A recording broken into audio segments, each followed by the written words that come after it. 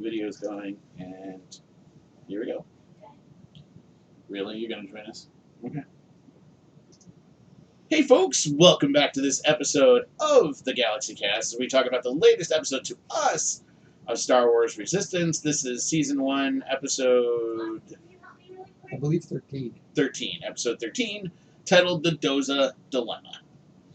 So, long story short, the pirates finally make their play. Right.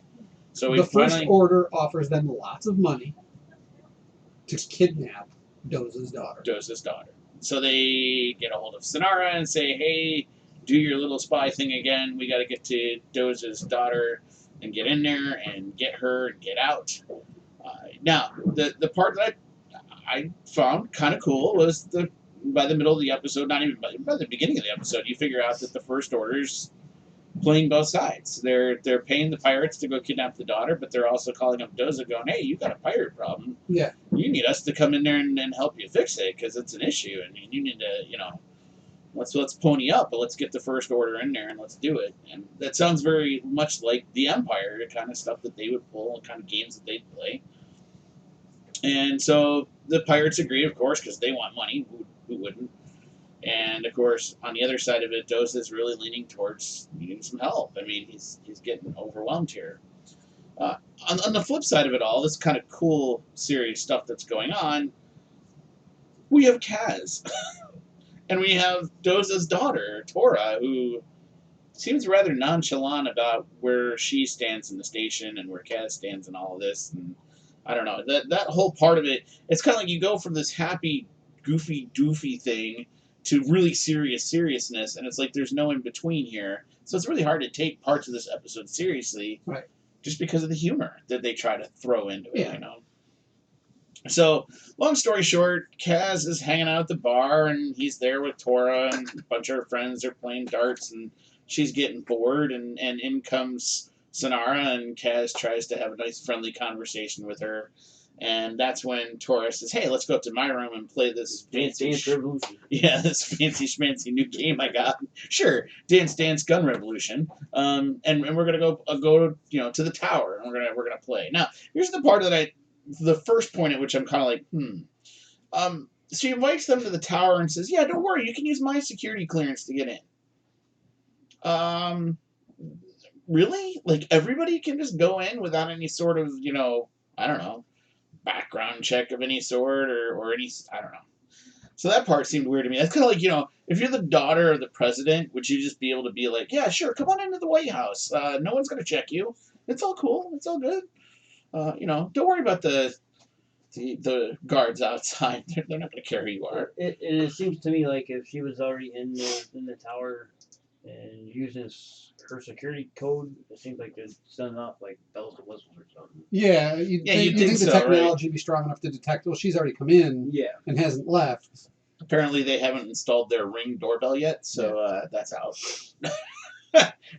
So yeah, there's a couple things that just seemed a little peculiar, I guess, odd, that didn't fit in with the rest of the storyline. So that's part of it. They go up, they play their game. Now, the game I thought was interesting. You had to shoot these orbs that were in the air. It was interesting. Tora got a 3 of 5. The other girl that was with Kaz, she got a 2 out of 5. Kaz got a 0. Sounds about right. Yep. Apparently he was trained by stormtroopers. And this is the other one that was kind of weird. Sonara gets a 5 out of 5. I mean, she nails him quick. That's because she knows how to play duck hunt. But nobody questions her on her, she's like, oh yeah, I just learned how to hunt on my home planet.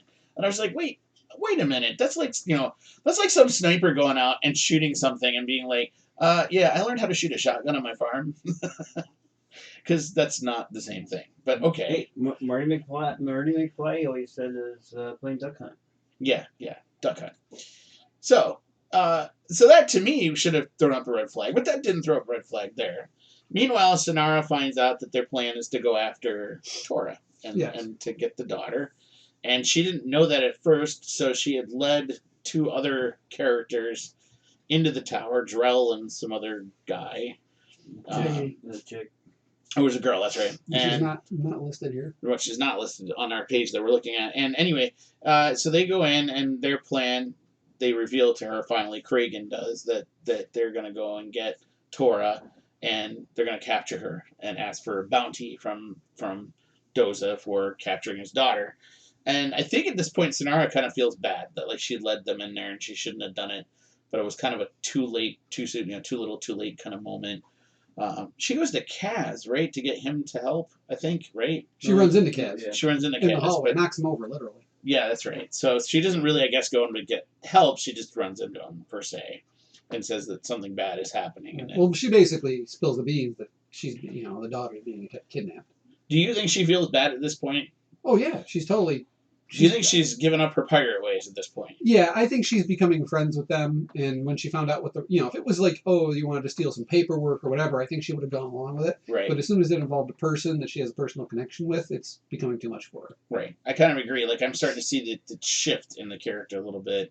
Kind of like what we saw with, who was the one character on Rebels that we saw the shift? It was Callus. Thank you. I was trying to think of who was actually their informant. He was their informant. Right, and so you kind of start to see this shift with Sonara a little bit, that shift towards the other side. So long story short, they do end up capturing her. They start going out into their waters, their oceans.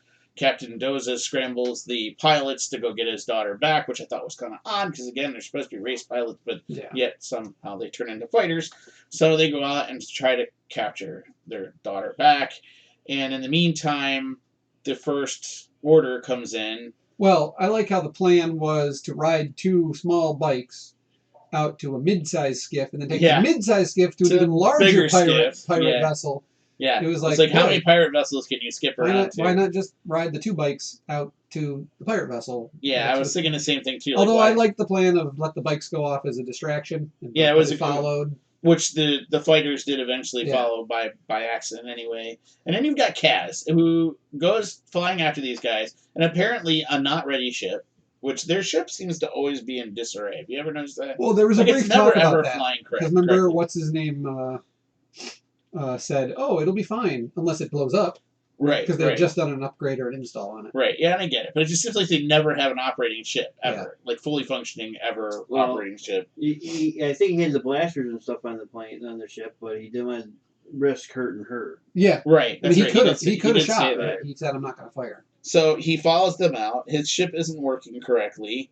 He manages to radio back his coordinates so they know where the ship is and where the exchange takes place. So they go out to this bigger ship, and that's when the First Order shows up.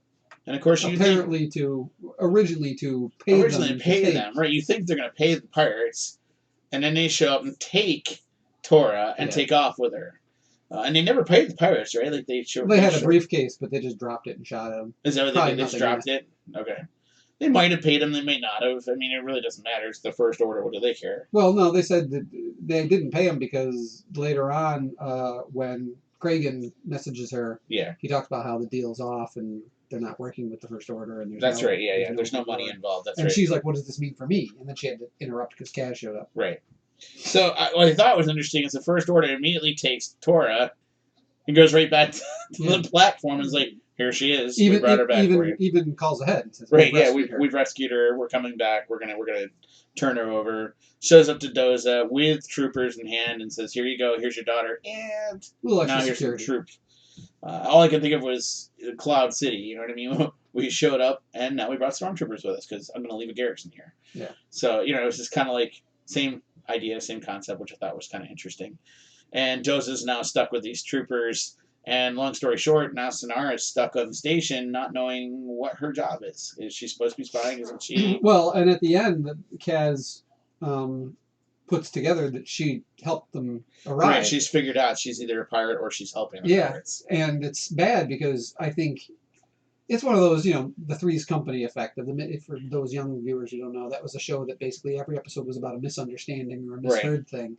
The misunderstanding being, she was working with the pirates, but she's clearly changing her ways. But because she let the 2 on and he saw it, he's convinced she's a pirate or working with him and doesn't know that she's changing her ways. And so you're going to have this whole conflict continue. Yeah.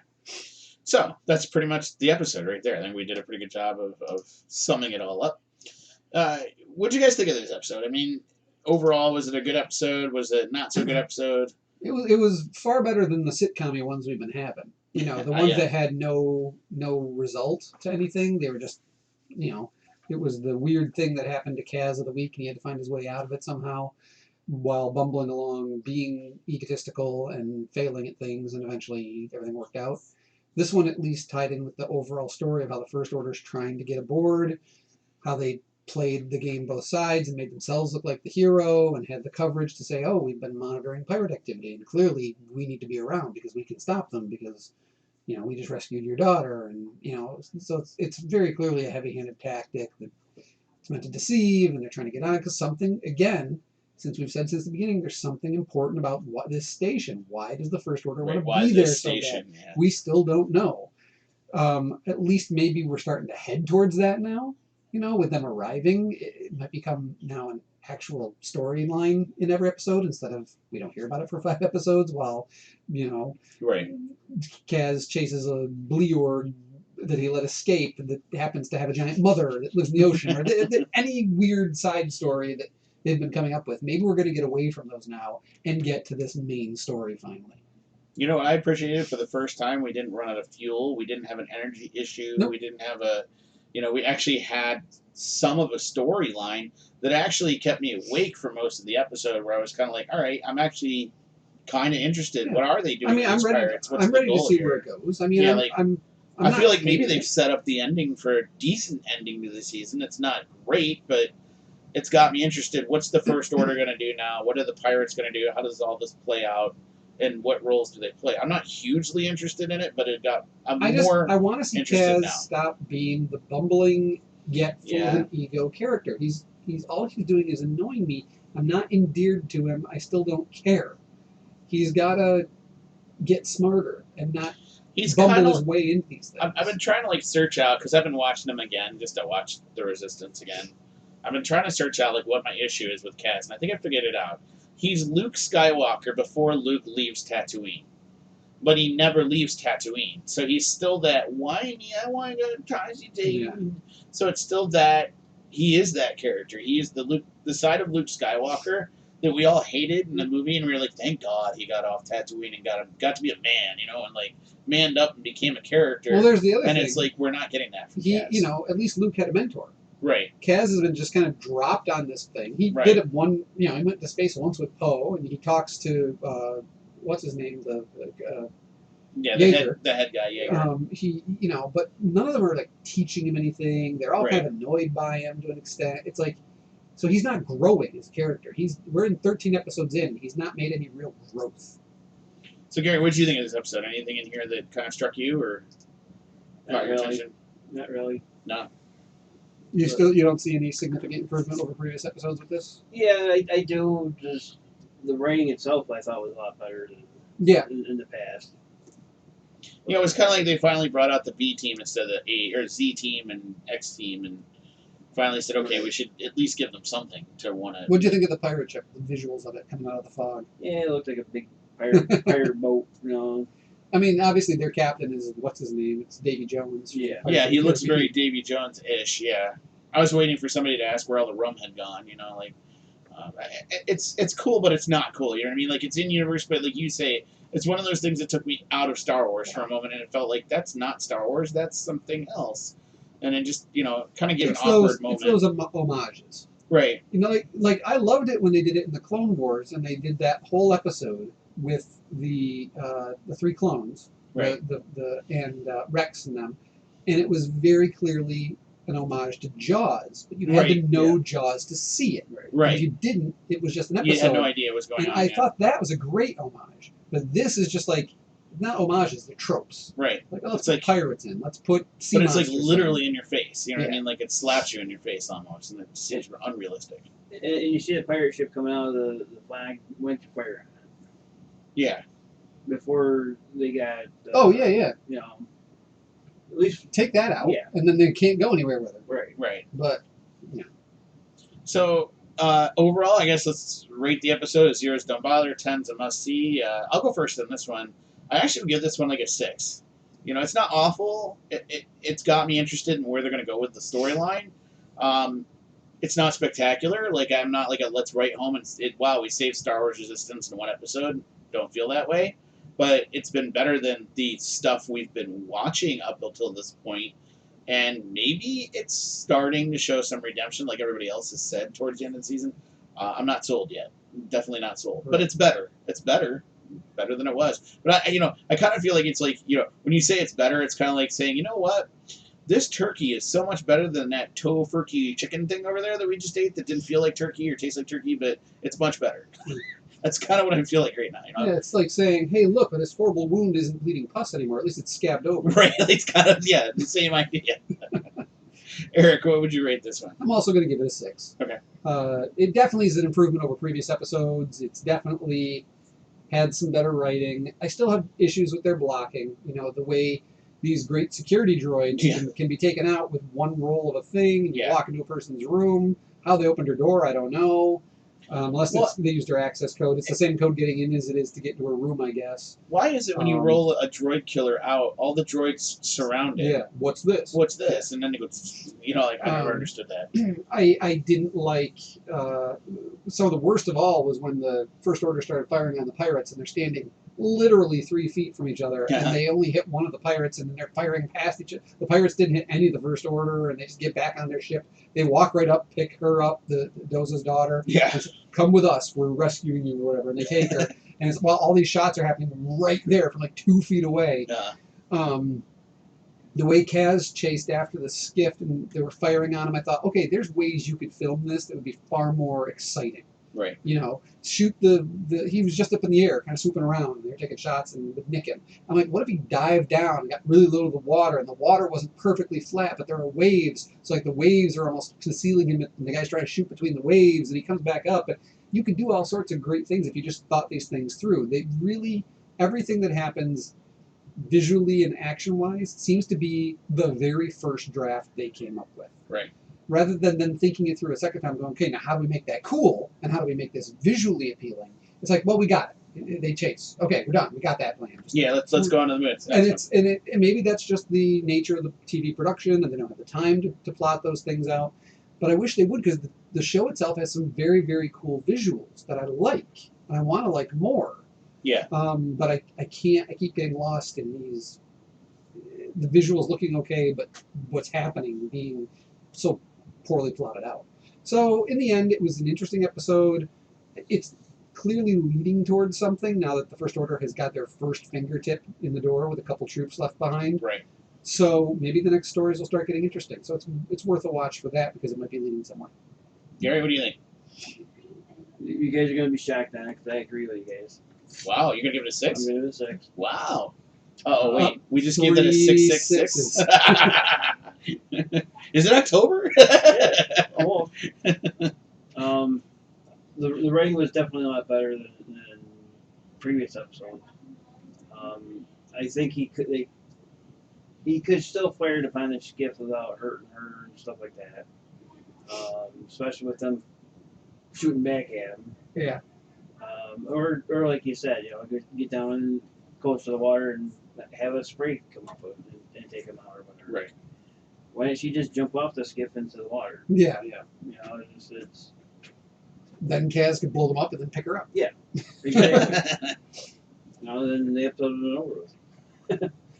But again, first draft planning. Yeah. They're escaping with her. They're firing. Okay, well, how does that get us to the next scene? They're not. right. They don't think those things through. The pirate ship coming out of the flag was pretty cool, but still, it's obviously Queen Anne's revenge coming out of the flag. So Again, there were some things that were overdrawn that didn't need to be, like overdone. That didn't need to be overdone.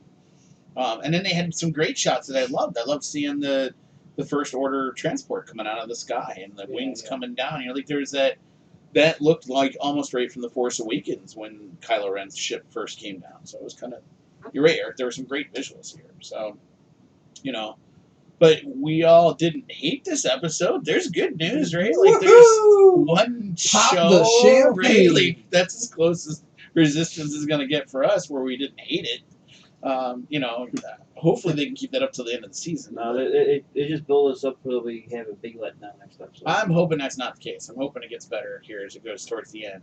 I still don't know if it's The convincing next me. episode is that Kaz has to win a drinking contest in the bar to get enough money to buy a new part for the. To go to the Toshi station to pick up some power converters. No. But I mean, still hasn't sold me on season 2 of Star Wars Resistance yet. But I mean, everybody says it gets better as it goes. I'm always trying to be optimistic if I can. I mean, so. here's the thing: the trailer for season 2 has come out.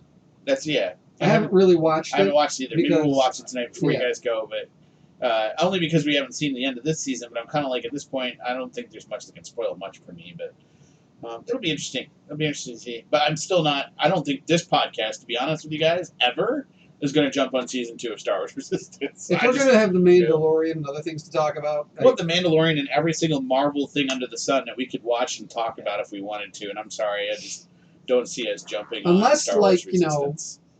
Something amazing happens, like they kill off Kaz. Right. They're like, now the show's about this ragtag of people who are out for revenge at Kaz. And Han Solo shows up, voiced by Harrison Ford. I don't know. It'd get me to watch. I don't know. So those were our thoughts on episode 13 of Star Wars Resistance, season 1. So episode 13 got 3 sixes. 3 sixes. Just pointing that out. Yes. Okay. So those are our thoughts. So head on over to GalaxyCast.com. Find us on YouTube. Find us on Facebook.